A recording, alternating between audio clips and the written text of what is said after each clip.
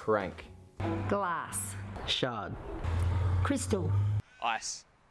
The word on everybody's lips.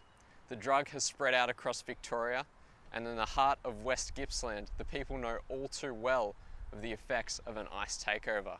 Rural hubs like this one have become key locations in the trafficking and dealing of methamphetamines. Community groups and ex-users like Callum Kenobi know all too well the struggle against addiction. And in Warrigal and Druin, that means confronting the ice capital of the region. First time I did ice, I actually snorted it in a pub, and just the instant rush, you feel invincible.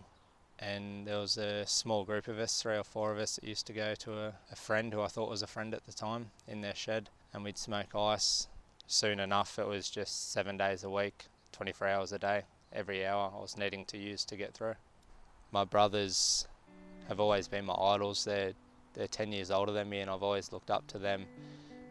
One day they came round here and confronted me, and the only way I knew to react was aggressively, and I attacked my brother on the front lawn here and flattened him so easily. It was scary. Jack's always been a lot bigger than me, and I was on ice at the time, and I just pushed him over like he was a piece of paper, and he just fell to the ground, which scared him and myself. I've been clean for 2 years since 2015. At that time in 2012, the Ice Meltdown project with Janice Ablett was in their early days, and had a meeting, and it was in Janice's lounge room with about 4 people. It was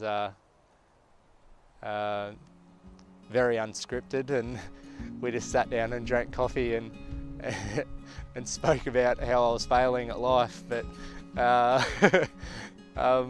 who would have known then that the Ice Meltdown project would have grown to what it has now, and helped so many people. Janice and that really helped me through those tough times with the support of my family. With Callum, he wanted to help. His wife and his family stood by him, and he's very lucky that they did. So what we actually do is take anybody that really needs help, but mostly ice addicts.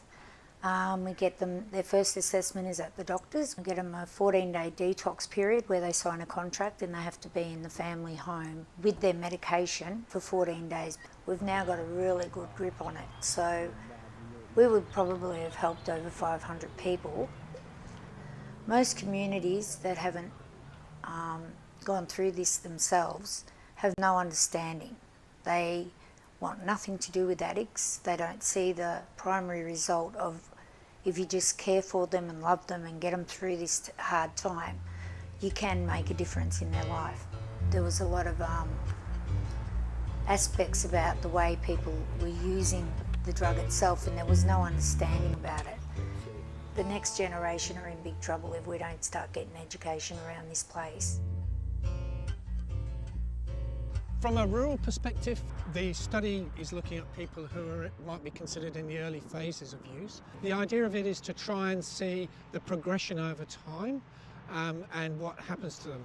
The importance is about understanding what the experience is for people in rural areas, and the opportunity for early intervention, because that isn't really well understood at the moment, what opportunities there might be to intervene at an earlier stage for people.